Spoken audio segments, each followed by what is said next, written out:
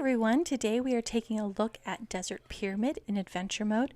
Now we're going to go ahead and clear these mobs, though honestly the group just kind of pulls them to the boss. So we're going to go ahead and skip to the first boss. Okay, here we are at the first boss. Now these are still the ads that we pulled down the hill with us, so we're just going to go ahead and clear them out. Now for the first boss, I mean there's nothing really overly exciting that I see in this dungeon that you really need to know about, but there are some mechanics that if you haven't done some of the more typical dungeons that they've removed, like Dragon City Altar, and it's those you might not be as familiar with, so I'll go ahead and go over the mechanics. First off, the boss does have a directional kind of AoE where he does his charge, and then he spawns two mobs. You just have to switch your target over to these two mobs and kill them when they spawn. They do spawn periodically throughout the fight. He also does these directional kind of triangle attacks. Again, it's nothing too hard that you can't move out of the way to avoid. But go ahead and continue to DPS this boss. Alright, up next we're going to get a couple more ads, so just go ahead and DPS those. Now there's this purple timer in the center of the screen, and you'll see it's almost at 100. When it reaches 100, it's going to shoot the furthest target. So if you're a little squishier, you might want to move in closer to the boss. You can see in the background the further people are getting hit. I do move back here. The problem is the boss will follow the tank. So it's a little less effective, but if you notice that this has gotten to 100% and you're the tank, just move back out of the way. If you are a healer or DPS and you're concerned about getting hit with that, just move in closer to the boss so that someone else gets it or the tank gets it if they're the furthest. Other than that, that's pretty much it that I saw for this boss. Even running it multiple times, I didn't see any other unusual mechanics, so that one should be fairly straightforward. Alright, the next boss, unfortunately again we're pulling all these mobs directly to the boss. The next boss is a scorpion guy, and he also does this kind of directional attack that's just a triangle, you avoid it. The other thing is here we've got seeds, and they're just purple. You should be able to dispel them, healers, but if not, just spread out. Now he does do a couple of other attacks. He's got this circle attack. Now we actually went a little faster with the DPS here. If we had not gone so fast, we would have had to move out and then in, which you'll see shortly here. The second thing is these cross attacks. Now this is very similar to Dragon City Altar if you have done that one, but you will get this kind of reddish cross over your head and red text, and you can move away from the group. It's actually not as fast as Dragon City Altar. There's time to dodge it. Here again is another one of those directional rectangles. So the crosses are really not a big huge deal, but if you're a DPS or a healer or something and you see that cross over your head, just move away from the group. Here again we're doing the circle. Just kind of stay towards the center to avoid that one. Alright, up next is another one of the crosses directly under the boss, but here you can see the red text over my head and this huge red cross over it. So right again, here is the big red cross. So I was just trying to move back until it dropped right there. Next we've got these circles. Now you can stand kind of between the circles back a little bit and you don't hit these circles. I'm kind of in the way of them, but here, I think I've got a better shot a little bit later. I was trying also to see if I do back into this tornado, if what it does, it's just damage, which for some people might be a big problem, but it's not going to do something like turn you PvP like some of the others.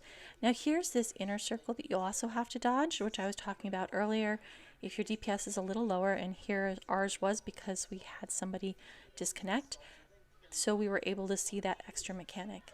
So really that's all you really need to watch out for this boss is the cross over your head. You can move out a little bit, just dodge some of the red or some of the yellow crosses that come up, dodge the yellow attacks, either the circles or the rectangle ones, and then the little tornadoes that come up. And that's really it. None of them are coming at you fast enough that it's really a big problem to dodge. And hopefully here, I'm hoping we'll get another round of the tornadoes. I didn't hear. I'll pull up another video of that and put it in as well. Oh wait, no, never mind. It's still going. I think it was another ad that I was targeting. So here you can see just these tornadoes are coming out. I'm just standing back a little bit between the corners of the circles, and I'm not getting hit with anything. So these should be really easy for you to avoid if you just kind of stand between those back a little, and then you're fine. Again, the circle where you move out and then move in if your DPS is low enough. Otherwise, you're just going to move in. I also did see this 3-directional attack.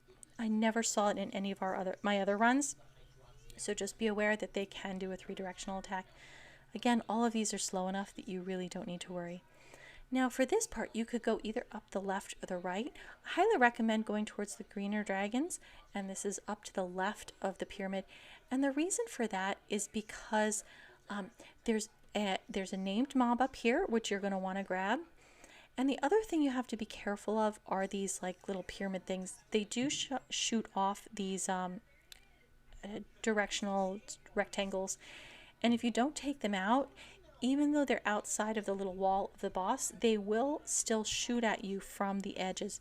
So there's one on each side, and you really don't need to worry about the one on the other side. If you kill the one on the side you go up, and then you don't get too close to the other side, you really don't have an issue with pulling the mobs from the other side. It's not like they're going to aggro you if you're, because you're in the middle. I usually don't have a problem with pulling those ads unless somebody's really not careful and goes all the way over to them. All right, so you can see the ones on the other side. But here I'm just going to move the boss a little closer to the side we came up, and that's fine. So for boss number 3, again, you kind of, avoid these little circles, spread out a little bit. Healers can dispel, and those should not be a problem.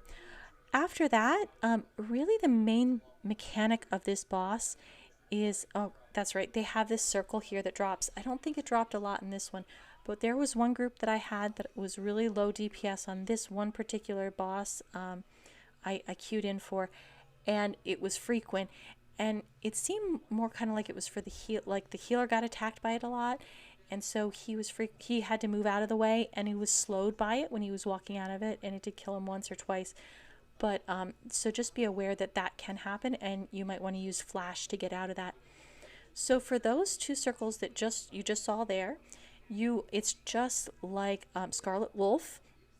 You need to have somebody standing in the circles. Now, once you stand in the circles, in the center of the screen here is a debuff. If you get this burn debuff, you cannot stand in the circle the second time. So here again, we're just avoiding those AoE circles.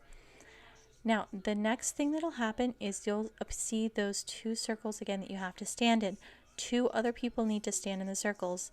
I have fairly high hit points, so I tried one of the times standing in the circle as well. And if I stood in the circle and I had the burn buff, I got 1 shot, instantly killed. If I did not stand in the circle and no one else did either, I only went down maybe about a quarter of health. So it probably will kill people if you don't stand in the circles, to be honest. So if you're a lower hit point group or player, you have to make sure that you have 2 people, 1 person in each of these circles like we are here. But if you are a little bit higher and you don't have people going into the circles, you might be better off just having nobody in the circles than trying to go back in if you have that burn buff. So again, just be careful of that, because a lot of people are not, I'm seeing, are not going into the circles to block that meteor coming down. So you really have to watch for it. If you have the burn buff, don't go in. If you don't have the burn buff, it's great to go in. So hopefully you found this helpful. You're watching VGO40, and we will see you next time in World of Kings.